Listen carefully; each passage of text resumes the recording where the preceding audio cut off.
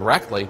Joining me now on the phone is 2020 Democratic presidential candidate and South Bend, Indiana Mayor Pete Buttigieg. Mr. Mayor, thanks for joining us. You served in the armed forces, specifically in Afghanistan. What is your reaction to the planned display of military might and more tomorrow? Well, I think it makes America look smaller. You know, one of the reasons I joined the military was that in a small way I wanted to be part of seeing to it that my country was not the kind of place where a leader feels the need to boost his own ego by rolling tanks down the streets of our capital.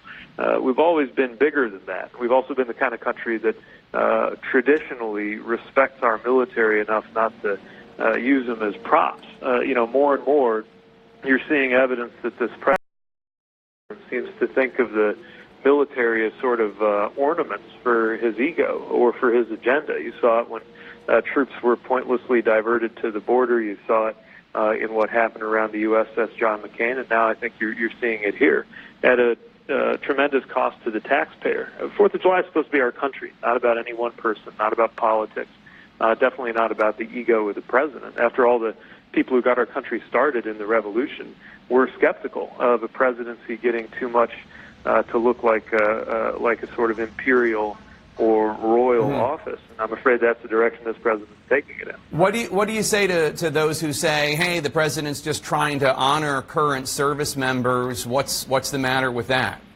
I think the president's trying to honor himself. And again, my worry is that it ultimately makes us look smaller. Think about this. Think about the strongest, toughest person that you know.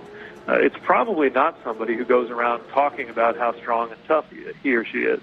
And I think it's the same with countries. We've been the strongest country in the world, and we've not been the kind of country that feels the need to roll tanks down the streets of our capital. I think those things go together, and this feels like a step backward for this great country we live in.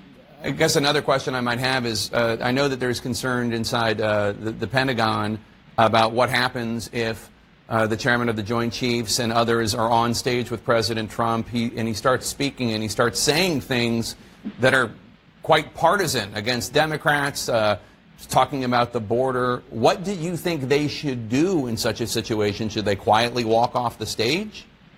Well, I wouldn't advise the generals and chiefs on what to do. They'll have to follow their conscience. But it's certainly putting them in an awkward situation, and I wouldn't put it past him. But remember, early in his presidency, he stood in front of the wall at the CIA, stars representing people who had given their lives in the intelligence services, and gave an extremely partisan political speech. He did it with the Boy Scouts. He is not above being partisan at moments that call for national unity.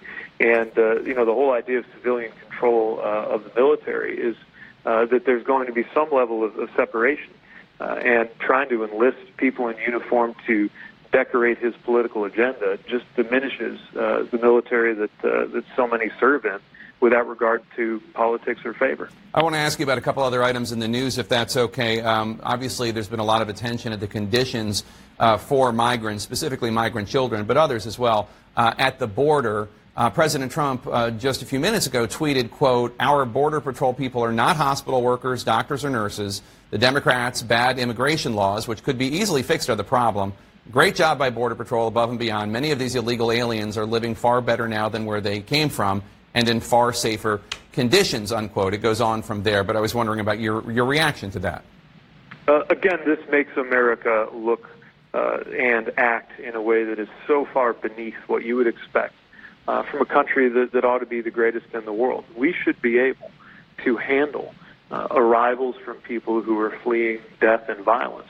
There's no excuse for us to be keeping people in subhuman conditions. And by the way, people who aren't accused of a crime, people who in many cases have been fleeing for their lives, may have been seeking a lawful channel to apply for asylum. And, this crisis is really creating the humanitarian conditions that do force men and women in our Border Patrol services to be dealing with medical issues and emergency issues that could be avoided if it weren't for the inhumane policies that created this in the first place. Remember, this president got elected promising that he would resolve immigration issues in the country. Instead, they have exploded into a horrific humanitarian crisis, largely as a direct consequence of the choices that he's made. You said that we ought to be the greatest nation in the world. Do you not think the United States is the greatest nation in the world? I believe we are, but we've got to do more to live up to that because we are not acting in a way that's consistent with our leadership role. I mean, people around the world and for longer than I've been alive have looked to us to truly lead the world. But the reality is you can either resent the rest of the world or you can lead it. You cannot do both. And when you see how isolated America was at the G20, almost like people were embarrassed to be speaking to us, when you see what's happening on our borders, where we act in a way that is not consistent with a great nation, and when you see this kind of tin pot behavior in the nation's capital on our nation's birthday, the ultimate effect of all of that is an America diminished.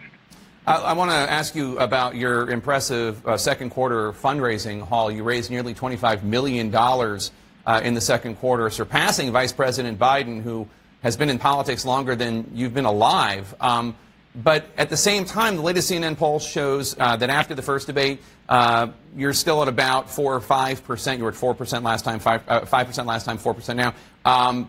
And it's pretty much the same number. But I guess that it does prompt a question from a smart colleague of mine, which is, if you have raised so much money, but your support is still relatively shallow, you're still in the top 5, but relatively shallow, does that mean that you are the candidate of the elite? Are you getting a lot of money from a lot of rich people, but not broadening your appeal? No, one of the things we're proud of is not just the fact that we have been able to gather resources and, at least so far, leading the field in that this quarter, but that we've done it at every level, and that grassroots fundraising has been a big part of that. Now, what we know is for all of the success that we've had early on, there's still a great many Americans who haven't heard of us or don't know much about me and my campaign. So what it tells you, we've got a lot of upside out there, but we've got to go introduce ourselves. The great news about this fundraising total is it means we're going to have the resources to do it, to hire the organizers on the ground in the early states, and to get our message out. There's going to be a lot of noise in the polls over the next few months, but we're primarily concerned with the things that are under our control, and the biggest of that is how we use these resources in order to fortify our base and get known better and better.